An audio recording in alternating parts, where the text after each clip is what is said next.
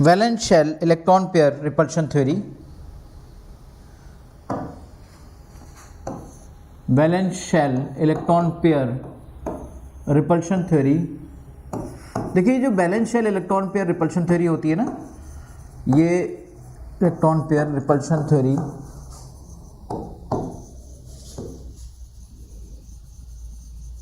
ये बेसिकली आपकी VSEPR बहुत ही ज़्यादा शेप के बारे में हमें बताती है, शेप के बारे में इसके जरिए हम पता चलती है। जैसे आपने देखा था कि जो हाइब्रिडाइजेशन है, हाइब्रिडाइजेशन हमें ज्योमेट्री के बारे में बताता है, हाइब्रिडाइजेशन हमें ज्योमेट्री के बारे में बताता है, और ये जो VSEPR है ना, ये VSEPR शेप के बारे में बताती है।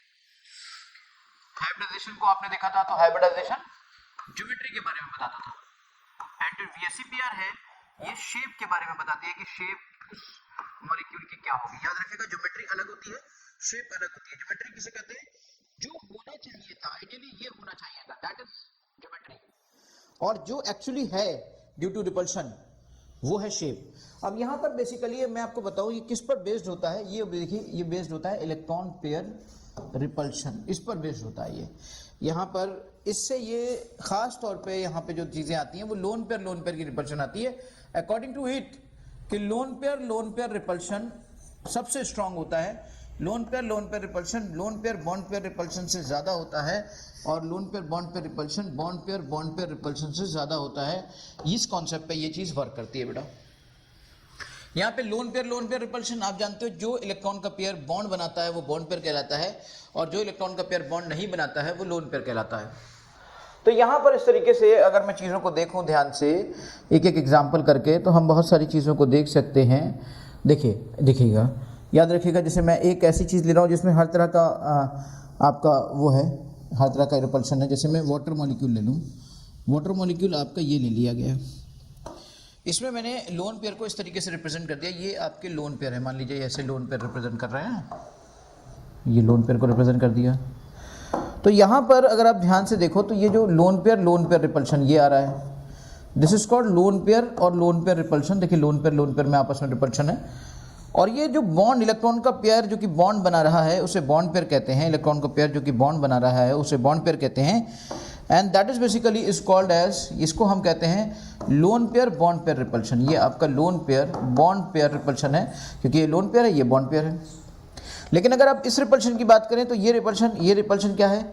ये रिपल्शन क्या है? ये रिपल्शन कौन सा है? ये रिपल्शन है loan pair bond pair repulsion.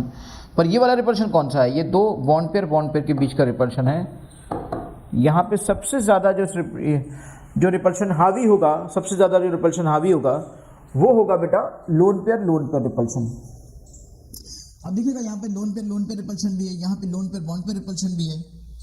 अगर आप इसकी ज्योमेट्री, अगर आप इसकी हाइब्रिडाइजेशन निकालें तो हाइब्रिडाइजेशन क्या होना चाहिए? इसका हाइब्रिडाइजेशन अगर आप निकालोगे तो हाइब्रिडाइजेशन होगा,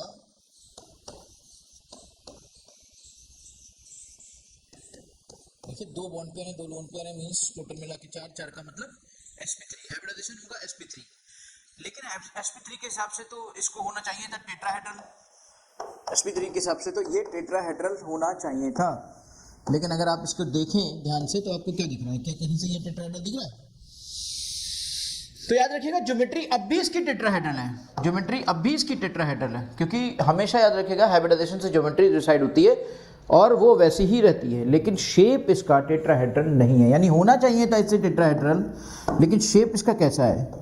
आप ध्यान से देखोगे तो आपको दिखेगा यार ये तो वी शेप्ड है, या आप इसे एंगुलर कह सकते हो, और इसे आप एंगुलर कह सकते हो। ये किसकी वजह से ऐसा हुआ कि इसे होना चाहिए था टेट्राहेड्रल, पर ये रह गया आपका वी शेप और एंगुलर? ये किसकी वजह से ऐसा हो रहा है? ये इसका रीजन है लोन पेयर रिपल्शन, इसका रीजन है loan pair bond pair repulsion, और बॉन्ड पेयर रिपल्शन का बहुत कम होना। इसी loan pair bond pair repulsion और इसी लोन पेयर रिपल्शन की वजह से ज्योमेट्री नहीं रहती, शेप कुछ और मिलता है, ज्योमेट्री कुछ और मिलती है। इस बात को अगर हम ध्यान से देखें और चीज़ों को समझें, और भी बहुत सारे एग्जाम्पल हमारे सामने आएंगे, एक एक करके हम सबको समझते हैं कि किसका क्या होता है, कैसे होता है। Let's see.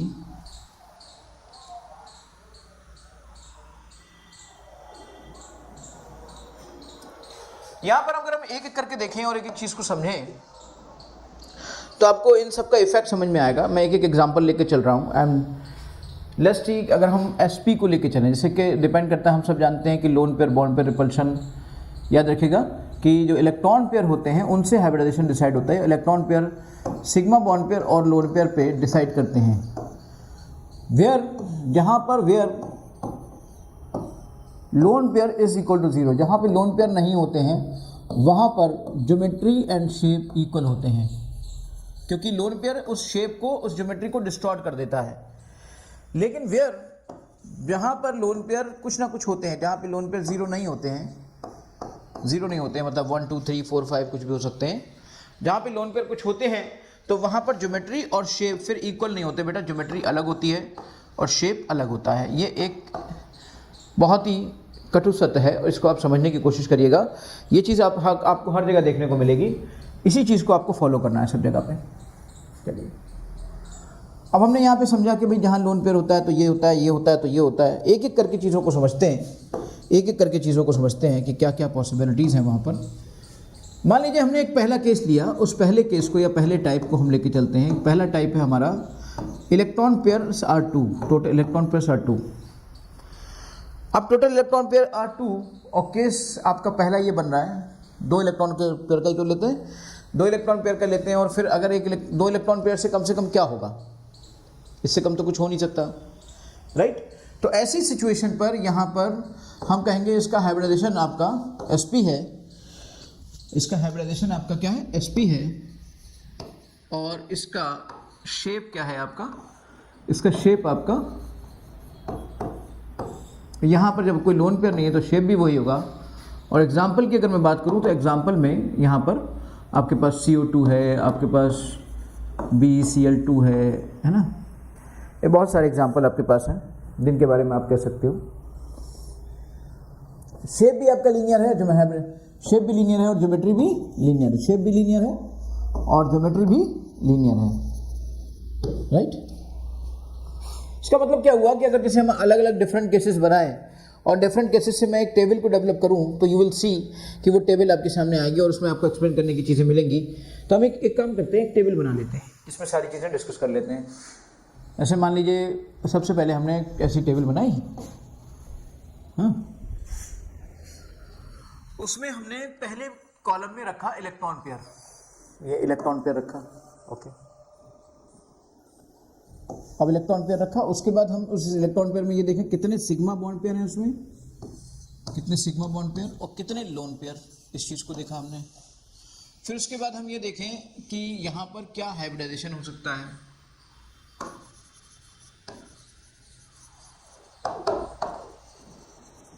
फिर उसके बाद क्या डिसाइड होगा, फिर उसके बाद डिसाइड होगा कि उसकी ज्योमेट्री क्या होगी। फिर उसके बाद ये डिसाइड होगा बेटा कि उसका शेप क्या होगा। और उसके बाद फिर हम उसकी कुछ एग्जांपल्स पे वर्क करेंगे कि एग्जांपल कौन कौन से हो सकते हैं इससे रिलेटेड, ठीक है। इस तरह से हम हर केसेस को डेवलप करते चले जाएंगे और सीखते चले जाएंगे। वैसे मान लीजिए कोई हम पहला केस लेते हैं, उस पहले केस में अगर हम 2 की बात करें कि इलेक्ट्रॉन पेयर हमारे पास 2 है। अब इलेक्ट्रॉन पेयर अगर हमारे पास 2 हैं और उस केस में हम ये बात करें कि भाई 2 इलेक्ट्रॉन पेयर का हम केस लेते हैं, तो 2 इलेक्ट्रॉन पेयर में तो अब आप 2 ही उसके बॉन्ड पेयर ही ले लोगे, लोन पेयर तो वहाँ कोई कंसीडर करोगे नहीं। और ऐसी स्थिति में हाइब्रिडाइजेशन sp होगा और उसकी ज्योमेट्री, अभी मैं आपको बताऊंगा इसका तरीका क्या होता है। उसकी ज्योमेट्री क्या होगी, उसकी ज्योमेट्री आपकी लीनियर होगी। और अगर कोई भी लोन पेयर 0 है तो फिर शेप भी लीनियर होगा। और यहाँ पर जो एग्जाम्पल होगा वो होगा क्या, एक तो CO2 हो सकता है, आपका BeF2 हो सकता है, बहुत सारे एग्जाम्पल। हम चाहें तो इसको डिस्कस कर सकते हैं, इनके बारे में हम जानते भी हैं, हम पहले भी डिस्कशन कर चुके हैं, इस चीज़ का, ओके। अब हम एक अगला केस लेते हैं, अगला नेक्स्ट केस हम लेते हैं। नेक्स्ट केस हमने लिया बेटा कि ओवरऑल 3 इलेक्ट्रॉन पेयर हैं वहाँ पर, तो वहाँ 3 इलेक्ट्रॉन पेयर की 2 पॉसिबिलिटीज़ क्या 3 पॉसिबिलिटीज़ ही बन सकती हैं। जैसे मान लीजिए एक पॉसिबिलिटी, फिर दूसरी पॉसिबिलिटी,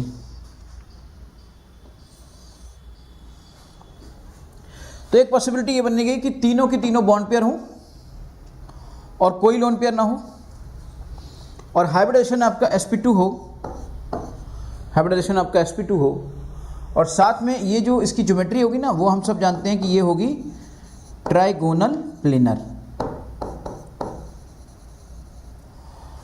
अब ऑब्वियसली जब कोई लोन पेयर नहीं है तो उसका जो शेप होगा वो भी ट्राइगोनल प्लेनर ही होगा।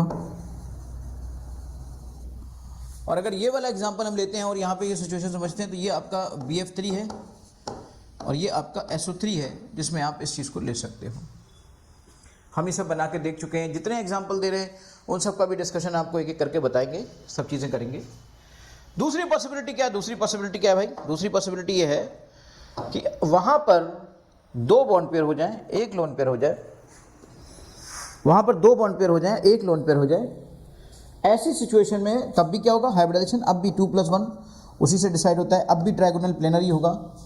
लेकिन अब जो शेप होगा ना, अब वो शेप आपका एंगुलर होगा, वो शेप आपका एंगुलर होगा, शेप एंगुलर होगा। और शेप एंगुलर का एग्जांपल हम आपको दे सकते हैं कि SO2 अगर आप चाहें तो देख सकते हो। जैसे S होता है, ये देखो, ये यहाँ पर इस तरीके से आपका दो बॉन्ड पेयर और एक लोन पेयर होता है बेटा, एंगुलर शेप निकल के आता है SO2 का। आप यहाँ पर एक एग्जांपल ले सकते हो, साथ में उसकी थोड़ी सी ज्योमेट्री को देख भी सकते हो कि क्या पॉसिबिलिटी वहाँ पे बनती है। तीसरी पॉसिबिलिटी बेटा क्या बनती है? तीसरी पॉसिबिलिटी एक और बनती है, अगर कहीं पर ऐसा हो जाए कि वहाँ पर सिर्फ एक बॉन्ड पेयर हो और 2 लोन पेयर हो। कहीं पे ऐसा हो जाए कि एक बॉन्ड पेयर है और 2 लोन पेयर हैं और ऐसी सिचुएशन वहाँ पर क्रिएट हो जाए। मैं आपको बताता हूँ, जैसे अगर ऐसी सिचुएशन आ जाए तो क्या हो सकता है, इस चीज़ को हम समझेंगे। अब भी हाइब्रिडाइजेशन आपका sp2 होगा, अब भी ये ट्राइगोनल प्लेनर ज्योमेट्री होगी, लेकिन अब शेप आपका लीनियर होगा, क्योंकि एक बॉन्ड में तो शेप लीनियर ही बन सकता है ना? एक बॉन्ड में तो शेप लीनियर ही बन सकता है भाई। एक बॉन्ड पेयर, वैसे तो 2 बॉन्ड पेयर का ही कॉन्सेप्ट बनता है, लेकिन चलो एक बॉन्ड पेयर का कॉन्सेप्ट भी अगर लेके आए तो हम इस चीज़ को ले सकते हैं कि अगर ऐसा हो, या मान लीजिए यहाँ पर ऐसा आपका कोई डबल बॉन्ड है और इस तरीके से ये आ रहा है।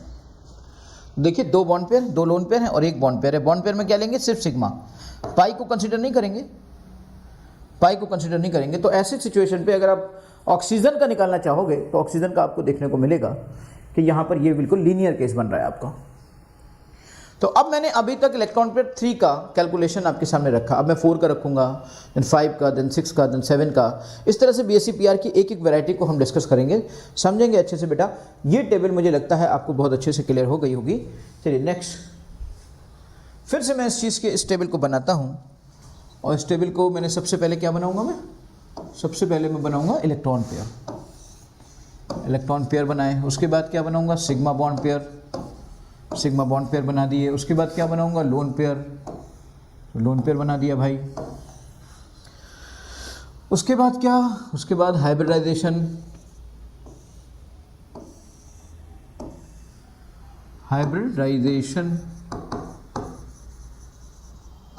चलो भाई ये बन गया।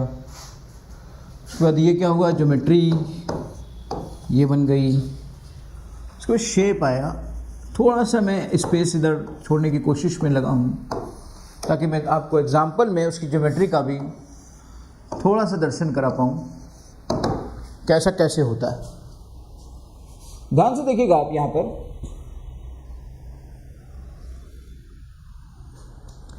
If I am taking a case of 4 electron pair, हम 4 इलेक्ट्रॉन पेयर का केस देख रहे हैं। यहाँ पर 3 तरह की चीज़ें पॉसिबल हैं। 1, 2, 3 और एक और 4, 0, 3, 1, 2, 2 एंड 1, 2, 1, 3, ऐसा भी एक केस पॉसिबल है। Let's see. इस तरीके से 4 इलेक्ट्रॉन पेयर के केसेस में 3 तरह की पॉसिबिलिटी, 4 तरह की निकली। चारों के चारों बॉन्ड पेयर, कोई लोन पेयर नहीं, हाइब्रिडाइजेशन sp3। ज्योमेट्री क्या है? ज्योमेट्री आप सबको याद है, मैं आपको बता चुका हूं, टेट्राहेड्रल। शेप बिल्कुल वैसे ही रहेगा जैसे पहले था, क्योंकि जहां पर भी ऐसा होता है वहां पर ऐसा होता है। एग्जाम्पल में मुझे बताने की ज़रूरत नहीं है, मैं बहुत बार बता चुका हूँ। CH4, CCl4 and H2SO4, H3PO4, CH, बहुत सारे एग्जाम्पल हैं यहाँ पर। There are so many examples are there. आपको इसके बारे में पता है अच्छे से, और इसमें मैं डायग्राम को बताना चाहूँ तो ऐसे टेट्राहेड्रल होता है ना, ये आपको पता है अच्छे से, मतलब थोड़ा सा एक आइडिया भी देना चाह रहा था मैं।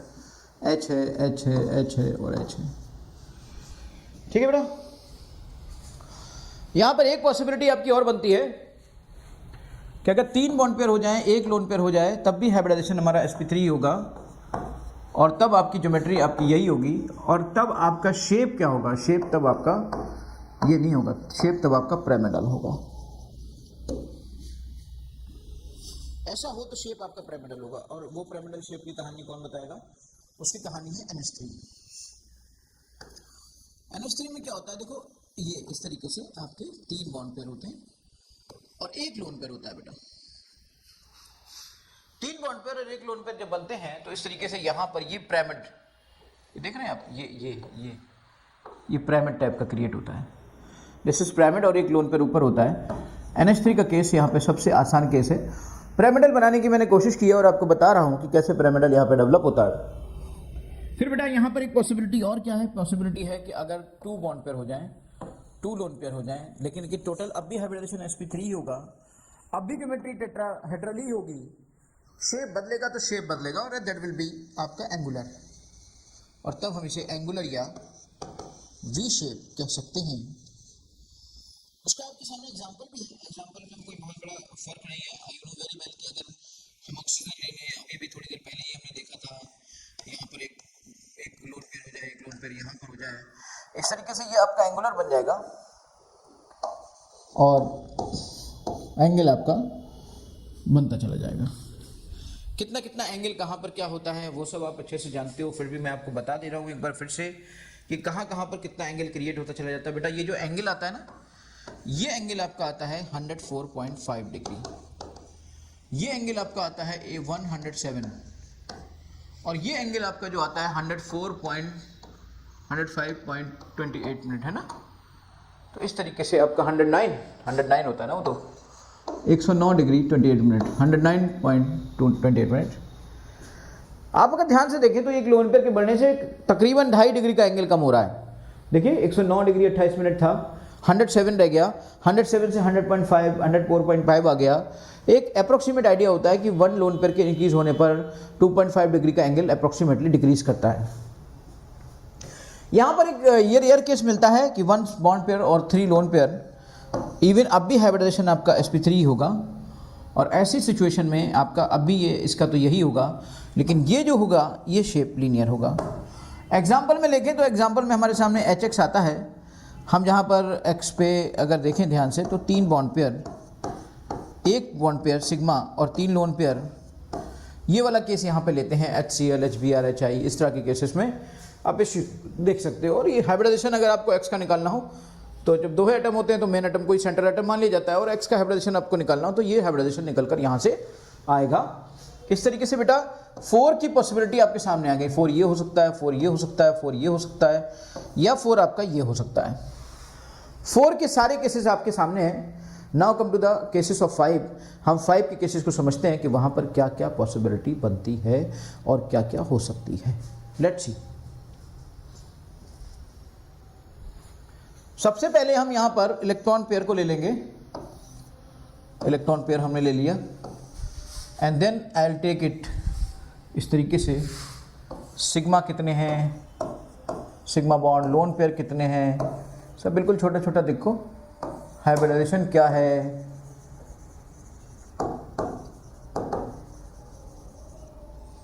ज्योमेट्री क्या है, शेप क्या है, और फिर एग्जाम्पल में थोड़ा सा हम उसके स्ट्रक्चर पे जाना चाहेंगे, इसलिए थोड़ा सा स्पेस हमने उधर थोड़ा है ज़्यादा।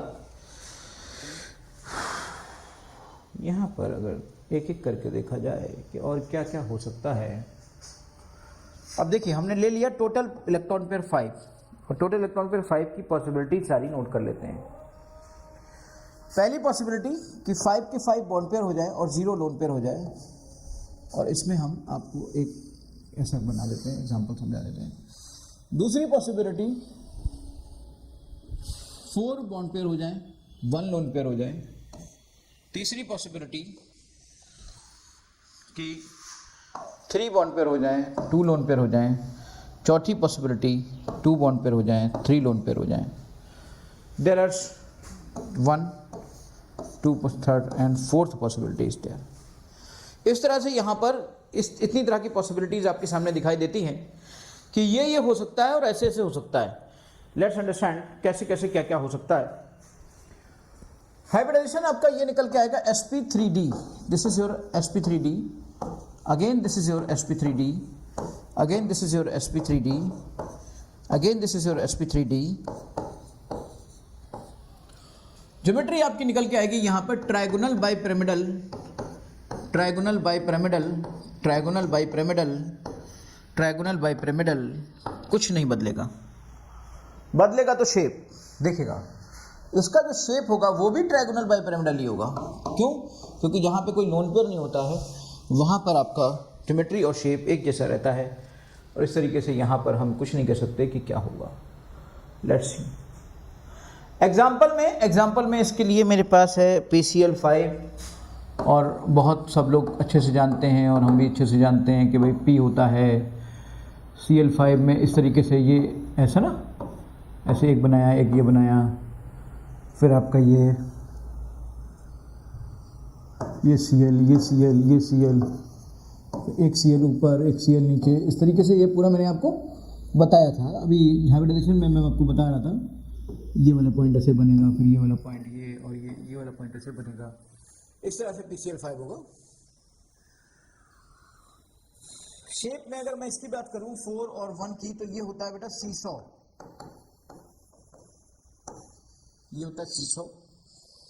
सीसॉ में इस तरीके से अगर देखा जाए तो क्या एग्जांपल निकल के आता है एग्जांपल SF4 में 4 बॉन्ड पेयर होते हैं, 1 लोन पेयर होता है, और मैथमेटिकल ट्रिक या किसी भी नॉर्मल ट्रिक से आप कोई भी चीज हाइब्रिडाइजेशन के लोन पेयर और बॉन्ड पेयर को कैलकुलेट कर सकते हो। वो सब कुछ मैं आपको बता चुका हूँ।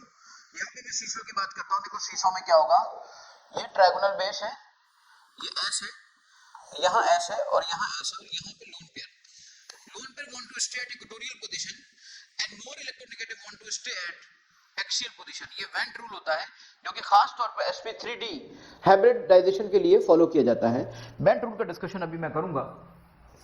यहाँ पे बेटा F है, इसी वेंट रूल को मैं फॉलो करते हुए इसको बनाता हूँ। इस तरीके से ये आपका एक स्ट्रक्चर जो निकल के आता है, वो स्ट्रक्चर निकल के आया कि भाई ये जो है आपका, ये इस टाइप से और ये इस टाइप से एक तरह का सीसॉ, एक झूले की तरह हो जाता है कि ये उसकी मेन सेंटर एटम है, और उसके इधर और उसके इधर इस तरीके से ये एक पटला लगा हुआ है और एक पटला ये लगा हुआ है। दोनों पटले पे इधर उधर लोग बैठते हैं और झूलते हैं, और झूल कर झूला झूलते हैं, है ना। ये दोनों का एक नॉर्मल एक सेंटर पॉइंट है। इसमें हम कह सकते हैं कि सीसॉ एक ज्योमेट्री क्रिएट होती है। यहाँ पे अगर मैं बात करता तो ये आपका टी शेप्ड आता है। यहाँ पे जो टी शेप्ड है, सवाल उठा इस टी शेप्ड को कौन समझाएगा, तो मैंने कहा फिर से टी शेप्ड को केवल एक ही चीज़ है, वेंट रूल समझा पाएगा इस टी शेप को। ये टी शेप कैसे बना, सवाल उठा ये वेंट रूल क्या होता है, अभी फिर से मैं उसको पूरा एक्सप्लेन कर दूंगा। वेंट रूल को फिर भी आप समझिए, मैंने एक बात बोली, वेंट रूल का मतलब होता है स्पेशली फॉर sp3d हाइब्रिडाइजेशन। और यहाँ पे एक बात आती है सामने कि आप स्पेशली फॉर हाइब्रिडाइजेशन जब आप बात कर रहे हैं तो किसकी बात कर रहे हैं, देखिए किसकी बात कर रहे हैं। ClF3 मैं एक ट्राइंगल लेता हूँ, ट्राइंगल में मैं इस तरीके से उसका Cl बनाता हूँ। More electronegative element wants to stay at axial position, अगर वो एक्सियल पोजीशन पे रहना चाहता है, इसका मतलब ये हुआ कि यहाँ देखिए ये दो लोन पेयर इक्वेटोरियल पोजीशन पे, ये लोन पेयर रहना चाहेंगे तो इक्वेटोरियल पोजीशन पे, ये इक्वेटोरियल पोजीशन होती है, ये एक्सियल, ये वाली एक्सियल पोजीशन होती है, ये वाली एक्सियल पोजीशन होती है ना। तो इस एक्सियल पोजीशन पे आपका कौन रहना चाहता है, इस एक्सियल पोजीशन पे रहना चाहता है आपका ClF, F and F3। अगर हम ये रूल ना फॉलो करते और इसको ना लगाते तो हम तीनों F यही लगा देते ना, लेकिन हमने इस चीज को फॉलो किया कि more electronegative wants to prefer to stay at axial position and lone pair prefer to stay at equatorial position. तो लोन पेयर को हमने इक्वेटोरियल पोजीशंस पे रख दिया, दो इलेक्ट्रोनेगेटिव एलिमेंट्स को एक्सियल पोजीशन पे रख दिया। अब तीसरा इलेक्ट्रोनेगेटिव एलिमेंट बचा था तो उसकी मजबूरी थी ना यार, उसको तो यहाँ रखना ही था। इस तरीके से देखिए आपका ये बन रहा है टी, ये टी इस तरीके से जनरेट हो रहा है, ये टी ऐसे आया और ये ऐसे आया, इस तरह से ये टी जनरेट हो गया एंड हमने इसको बोल दिया टी शेप्ड। इसके बाद हम आते हैं 2 इलेक्ट्रॉन पेयर, मतलब 2 बॉन्ड पेयर और 3 लोन पेयर, इसमें कौन सा एग्जांपल आता है, 2 बॉन्ड पेयर और 3 लोन पेयर में बहुत ही अच्छा एग्जांपल है इसका शेप होता है लीनियर, और एग्जांपल बहुत अच्छा है जिसका नाम है XeF2। फिर देखिए इसकी जो शेप निकलेगी ना, वो शेप निकलेगी किसको फॉलो करके, बेंट रूल को फॉलो करके निकलेगी। बेंट रूल क्या कहता है, फिर मैं कहता हूं बेंट रूल क्या कहता है। बेंट रूल कहता है कि more electronegative elements prefer to stay at axial position and lone pair prefer to stay at axial equatorial position. तो यहां पर फिर हमने उसी बात को पकड़ा और पकड़ के आगे बढ़े, XE आया मेरा यहां पर। अब आप मुझे बताइए XE में 3 लोन पेयर हैं और 2 बॉन्ड पेयर हैं। तो ज़रा इसको समझिए ज़रा, इसका मैं कैलकुलेशन तो पूरा आपको पहले ही बता चुका हूं। तो तीनों आपके जो लोन पेयर होंगे वो तो कहाँ रहेंगे, वो कहाँ रहना चाहते हैं, वो रहना चाहते हैं एक्सियल पोजीशन पे। तो वो तीनों लोन पेयर आपके एक्सियल पोजीशन पे रहेंगे, और वो तीनों, और फिर इक्वेटोरियल पोजीशन है ना आपकी, इन पे रहना चाहते हैं। और ये F एक्सियल पोजीशन पे, दूसरा F भी एक्सियल पोजीशन पे। तो आप मुझे बताओ XeF2, ये वाला शेप आपको साफ साफ येलो कलर आपका देखिए क्या दिख रहा है, स्ट्रेट दिख रहा है कि नहीं दिख रहा है। तो इस तरीके से ये आपका एक स्ट्रेट लाइन यानी लीनियर स्ट्रक्चर डेवलप करता है बेटा, लीनियर स्ट्रक्चर डेवलप करता है। ये बेंट रूल आपके बहुत काम आएगा, क्वेश्चंस को निकालने में, चीज़ों को सॉल्व करने में बेंट रूल आपके बहुत काम आएगा। बेंट रूल को मैं एक बार और फिर से लिख देता हूँ कहीं पर। चलिए, ये चीज़ मुझे लगता है यहाँ तक कि आपको बहुत ही क्लियर हो चुकी होगी। फिर से आप एक बार देख लें, 5 bond pair, 0 lone pair, 4 bond pair, 1 lone pair, 3 bond pair, 2 lone pair, 2 bond pair, 3 lone pair, सबकी ज्योमेट्री वही, सबकी हाइब्रिडाइजेशन वही, लेकिन शेप में फ़र्क है। शेप में कैसे फ़र्क है, थोड़ा थोड़ा मैंने आपको रिप्रेजेंट करने की कोशिश की है।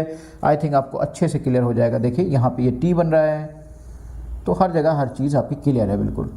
तो लोन पेयर है, लोन पेयर कोई ज्योमेट्री तो क्रिएट करता नहीं है ना, बल्कि ज्योमेट्री को बिगाड़ता है। जो होते हैं पॉइंट उनको भी बिगाड़ देता है।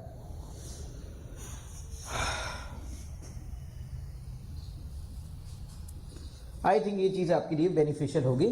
बेंट रूल को एक बार मैं फिर से लिख देता हूँ आपको।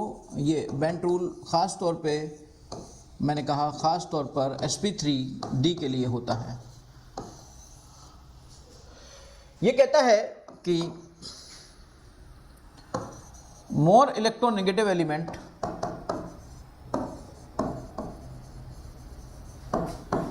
प्रीफर, और मजबूरी में बैठना पड़े तो कोई बात ही नहीं है, prefer to stay at, stay मतलब रहना चाहता है, axial position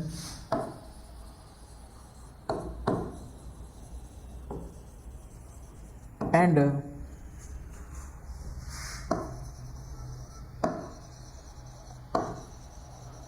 loan pair prefer to stay eight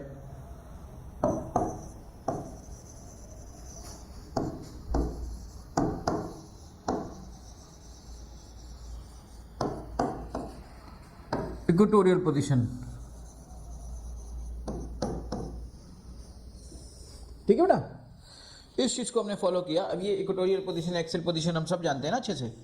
ये आपका ये वाली ज्योमेट्री होती है ना, इसमें ये जो पोजीशन है, ये पोजीशन आपकी कौन सी है, इक्वेटोरियल पोजीशन है। ये हो या ये हो, ये पोजीशन कौन सी है आपकी, ये पोजीशन, ये आपकी मैं दूसरे कलर से रिप्रेजेंट कर देता हूँ। ये पोजीशन कौन सी है, ये आपकी कैसी पोजीशन है, एक्सियल पोजीशन है। तो एक्सियल पोजीशन है आपकी, एक्सियल पोजीशन हो गई आपकी, इक्वेटोरियल पोजीशन हो गई। अब मान लीजिए अभी अभी आपने देखा SF4 का एक एग्जांपल आपने देखा। फिर से चीज़ों को समझिए। SF4 में आपने देखा कि सल्फर तो सेंट्रल एटम पे हो गया, चलो भाई। अब इसके पास एक लोन पेयर है और बाकी के बॉन्ड पेयर हैं। तो लोन पेयर कहाँ रहना चाहेगा, लोन पेयर को यहाँ रख दिया और बाकी के सब यहाँ पे रख दिए। तो अब बचे ही 2 हैं और 2 ही एक्सियल पोजीशन बची हैं, तो फिर कोई दिक्कत मसला ही नहीं है। लेकिन मान लीजिए अगर यहीं पर SF4 ना होकर ये होता SF2Cl2, मान लीजिए ऐसा होता, और तब आपको ज्योमेट्री बनानी होती, तो ये आपका बेंट रूल बड़ा काम आता। बेंट रूल क्या करता, बेंट रूल ये करता कि भाई आप एक काम करिए, S को यहाँ बनाइए, लोन पेयर को यहाँ रखिए, और यहाँ पे F और Cl में कौन ज़्यादा इलेक्ट्रोनेगेटिव है, तो F और Cl में इलेक्ट्रोनेगेटिव है F। तो एक काम करिए, F को आप एक्सियल पोजीशन पे रखिए और Cl को आप इक्वेटोरियल पोजीशन पे रखिए, क्योंकि जो मोर इलेक्ट्रोनेगेटिव एलिमेंट होता है वो आपका एक्सियल पोजीशन पे जाना चाहता है। अगर आपको ये ना पता होता तो आप क्या करते, आप हो सकता था एक F एक Cl यहाँ बना देते, हो सकता है यहाँ दोनों Cl बना देते, यहाँ F दोनों बना देते, या एक F यहाँ बना देते, एक F यहाँ बना देते, एक Cl यहाँ बना देते, एक Cl यहाँ बना देते। तो अगर ऐसा करते आप तो एंगल जो होते हैं वो एंगल सब डिस्टर्ब हो जाते। अब आपसे पूछा जाए कि एंगल किसका कितना होगा, जैसे मान लीजिए कोई आपसे कहे कि Cl का एंगल कितना है, तो आप कह दोगे कि ये वाला एंगल पूछ रहा है, ये वाला एंगल, इसका मतलब ये 120 डिग्री पूछ रहा है। अगर वो आपसे कह दे कि F का एंगल कितना है, तो आप कह दोगे 180 डिग्री। और अगर ये सही जगह पे ना रखा होता तो आप ये एंगल ही सही नहीं निकाल पाते, आप कैलकुलेशन सही नहीं कर पाते, और कहीं ना कहीं ऑब्जेक्टिव्स आपके गलत हो जाते हैं। तो ये सब बारीकियां, एंगल्स, ये तभी सही निकलेंगे when you will put these atoms at the right position according to Bent rule, specially in trigonal bipyramidal geometry. Understand? तो बेंड रूल आपका क्लियर हुआ। अब इसके बाद हम लोग समझते हैं कि अगर हम यहाँ पर इलेक्ट्रॉन पेयर ले लें, बॉन्ड पेयर ले लें, लोन पेयर ले लें, ज्योमेट्री ले लें, उसके बाद शेप ले लेते हैं, और शेप के बाद हम ज्योमेट्री ले लें, शेप ले लें। चलिए इलेक्ट्रॉन पेयर ले लिया। अब इलेक्ट्रॉन पेयर आया सामने 6 निकल के, 6 निकल के आया। ये सिग्मा बॉन्ड पेयर, ये आपके लोन पेयर, ये आपका ज्योमेट्री नहीं, ये आपका हाइब्रिडाइजेशन, ये आपकी ज्योमेट्री, और ये फिर आपका शेप, और फिर आप उसके एग्जाम्पल पे आ जाइए।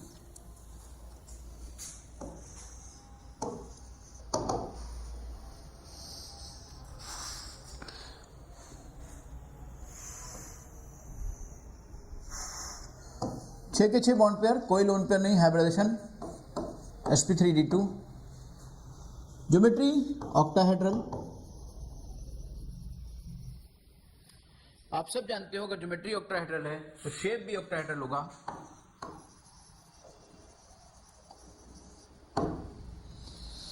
एग्जाम्पल में आपके सामने था SF6,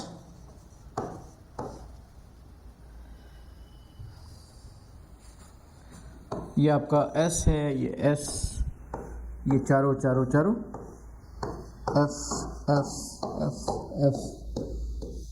1 and 1 F and F। इस तरीके से ये आपका यहाँ से ये लेस टू मोर ये चला गया, और ये आपका लेस टू मोर ये चला गया। ये आपका SF6 हो गया बेटा। सारे एंगल आपके 190 डिग्री के हो गए। दूसरा केस आपके सामने क्या है? दूसरा केस है आपके सामने 5 आपके बॉन्ड पेयर हैं, एक लोन पेयर है। हाइब्रिडाइजेशन तो देखो अब भी यही रहेगा, ज्योमेट्री अब भी यही रहेगी।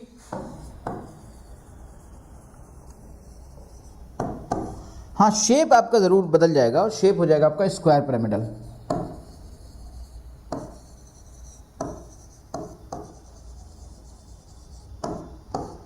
ये कैसे बनेगा? इसका एग्जांपल है मेरे सामने एक ClF5, इसका एग्जांपल देख लेते हैं। ClF5 इसका एग्जांपल होता है। एग्जांपल का आपको कॉन्सेप्ट क्लियर हो जाना चाहिए। देखिए बेटा, ये आपका ClF5 है। जैसे Cl ये बना, ये है, और एक लोन पेयर आप यहाँ दिखा दीजिए। इनको F को ऐसे दिखा दीजिए, F को ऐसे दिखा दीजिए, F को ऐसे, और इसके बाद यहाँ से आप एक वो दिखा दीजिए, और ये आपका F ऊपर चला गया, और इन सबको मिला दीजिए। एक पिरामिड है, स्क्वायर बेस पे एक पिरामिड बन गया, इसलिए इसका नाम बना स्क्वायर पिरामिडल। और एक लोन पेयर यहाँ रह गया बेटा, समझ गए? इसके बाद इसका अगला केस आता है, जो अगला केस है यहाँ पर कि 4 आपके बॉन्ड पेयर हो गए, 2 आपके लोन पेयर हो गए, हाइब्रिडाइजेशन अब भी यही होगा, ज्योमेट्री अब भी यही होगा, लेकिन अब जो शेप होगा ना वो होगा स्क्वायर प्लेनर। बहुत ही कॉमन एग्जांपल है और बहुत बार आता है, और उसका एग्जांपल है XCF4। ये उसका एग्जांपल है, ये इसका एग्जांपल है, और ये इसका एग्जांपल है। यहां से अगर आप चीजों को देखें और ध्यान से समझें तो आपको लगेगा कि XC ये हो गया, F4,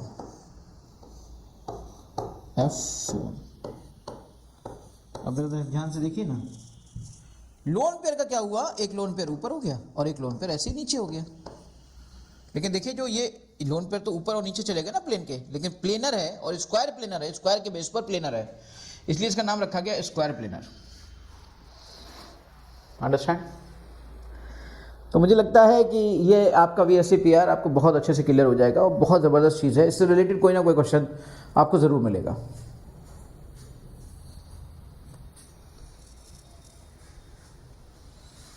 इसके बाद हम बात करते हैं 7 नंबर की। 7 नंबर टोटल इलेक्ट्रॉन पेयर आपके 7 नंबर के हो गए। इसमें आपका सिग्मा बॉन्ड पेयर और लोन पेयर देख लो। बॉन्ड पेयर आपने मान लीजिए 7 मान लीजिए, लोन पेयर आपने ये मान लिया। फिर आप कहोगे कि सर इसका हाइब्रिडाइजेशन बताओ, तो मैं कहूँगा हाइब्रिडाइजेशन इसका sp3d3 है। फिर आप कहोगे कि सर इसकी ज्योमेट्री बताओ, तो मैं कहूँगा बेटा पेंटागनल बाइपिरामिडल इसकी ज्योमेट्री है। फिर आप कहोगे इसका शेप बताओ, तो मैं कहूँगा बेटा इसकी शेप भी वही होगा, क्योंकि यहाँ पर जब लोन पेयर 0 होता है तो ज्योमेट्री और शेप एक जैसे होते हैं। फिर कोई कहेगा सर इसका एग्जाम्पल दो, तो मैं कहूँगा बेटा IF7 बेस्ट एग्जाम्पल है, और आपको सब क्लियर कर चुका हूँ, बना चुका हूँ, दिखा चुका हूँ। फिर से एक बार बना देता हूँ IF7 को। ये आपका I है, ये F है, ये आपका I है, और ये आपका IF7 है। F F F F F। एक पिरामिड ऊपर है, एक पिरामिड नीचे है। F, बस जोड़ते चले जाओ।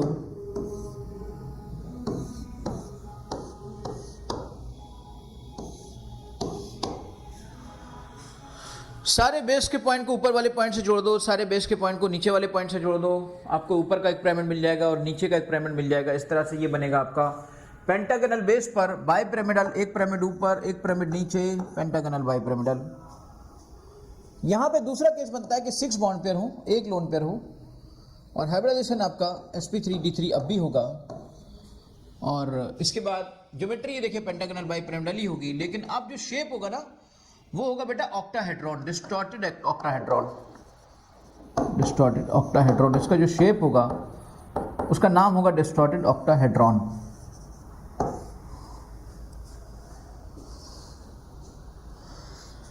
डिस्टॉर्टेड ऑक्टाहेड्रॉन उसका नाम होगा। बिल्कुल वैसे ही होता है जैसे मान लीजिए XE है और XE पर आपका मान लीजिए XE है और XE पर आपका एक हो गया ऑक्टाहेड्रॉन, आपका ये हो गया 6, 5 का बेस हो गया और एक बाहर निकल गया, 3 2 5, हाँ एक बाहर निकल गया, और ये एक आपका लोन पेयर यहाँ पर आ गया।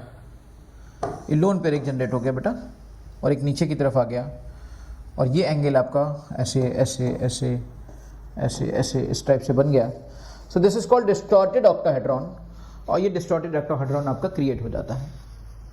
तो यहाँ से हमने समझा कि किस किस की ज्योमेट्री क्या होती है, उसका शेप क्या होता है, किस तरह से अफेक्टेड होते हैं। कितनी ज़बरदस्त चीज़ थी ये बैलेंस बॉन्ड थ्योरी, जिसकी मदद से हमने सब कुछ समझ लिया।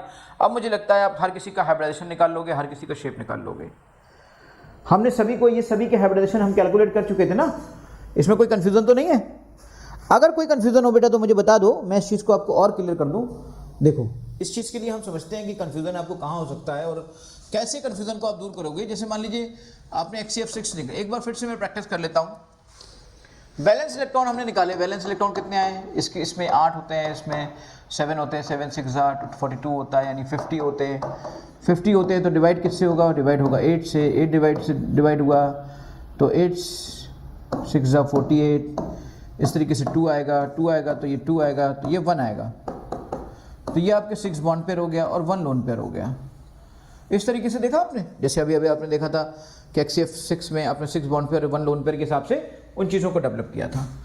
अगर ऐसे ही कहीं पे जैसे CH3 प्लस आ जाए या CH3 माइनस आ जाए, तो ये CH3 माइनस आ जाए, या कहीं CH3 रेडिकल आ जाए, या कहीं CF3 रेडिकल आ जाए, और वहाँ भी तुम्हें हाइब्रिडाइजेशन निकालना हो तो तुम क्या करोगे, या शेप हाइब्रिडाइजेशन निकालना हो, शेप निकालना हो तो क्या करोगे। देखो इसको तो तुम समझो कि यहाँ पे बैलेंस इलेक्ट्रॉन कितने थे, यहाँ पे बैलेंस इलेक्ट्रॉन थे आपके 6 और प्लस नहीं 4 थे ना, 4 4 बैलेंस इलेक्ट्रॉन थे, तो 4 बैलेंस इलेक्ट्रॉन थे, 4 + 3 एक चला गया, यानी कि कुल मिला के 6 बचा। 6 को आप 2 से डिवाइड करोगे, 2 3 = 6, तो 6 3 का मतलब क्या हुआ, sp2, यानी इसका हाइब्रिडाइजेशन आपका sp2 होगा। कितना आसान है देखो। यहाँ पर क्या मसला है, यहाँ पर मसला है आपका 4 + 3 प्लस एक और आ गया, टोटल मिला के 8 हो गए। 8 को आप 2 से डिवाइड करोगे, 4 आएगा। 4 का मतलब क्या होगा, sp3। तो आपको समझ में आ गया कि इसका sp2 होता है, इसका sp3 होता है। अब हम इस पे आते हैं, इसका एक मसला थोड़ा सा अलग है। 4 आया + 3 आया, और ये तो इसी का इलेक्ट्रॉन है, तो यानी यहाँ कुल मिला के 7 आया। 7 आया तो अगर हम 2 से डिवाइड करेंगे, 2 3 = 6, अब तो 1 बचा। अब क्या करें, देखो अगर surrounding atoms less electronegative elements हैं कार्बन के, जैसे कि हाइड्रोजन है, तो ये आपका यहां पर इग्नोर हो जाएगा, और 3 की वजह से हाइब्रिडेशन कैलकुलेट होगा, और 3 की वजह से हाइब्रिडेशन आपका sp2 निकल के आएगा, यानी कि sp2 निकल के आएगा। वहीं पर आप CF3 की बात कर लो। CF3 में बेटा surrounding atom highly electronegative element है, तो यहां पे एक स्पेशल केस होगा, ये बहुत ही स्टार केस है इस जगह का। आप जरा समझिएगा कि कार्बन के आपके 4 होते हैं, और इसके आपके 7 3 = 21 होता है, यानी कुल मिला के 25 आ गया। 25 का मतलब 8 से डिवाइड कर दिया, 8 3 = 24 आ गया। और यहाँ पर भी देखिए अल्टीमेटली सिचुएशन वैसी आई। तो याद रखिएगा, जब surrounding atom highly electronegative atom हो तो इसे काउंट कर लिया जाएगा, इग्नोर नहीं किया जाएगा। और इस तरीके से 3 + 1 मतलब 4 हो जाएगा, और 4 का मतलब एक तरीके से ये आपका sp3 आ जाएगा। और ये आपको इस तरीके से ये जो होगा स्यूडो लोन पेयर की तरह काम करेगा, स्यूडो लोन पेयर की तरह काम करेगा, due to high electronegativity of the surrounding atoms. Pseudo lone pair की तरह ये काम करेगा। बेटा ये था आपका पूरा VSEPR और हाइब्रिडाइजेशन का कॉन्सेप्ट जो हम पीछे से लेके चले आ रहे थे।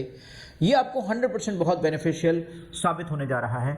आप इसको ज़रूर अच्छे से दिमाग में एक बार आप इस वीडियो को देखिएगा, आपको हर बार इससे बेनिफिट होगा। ओके बेटा।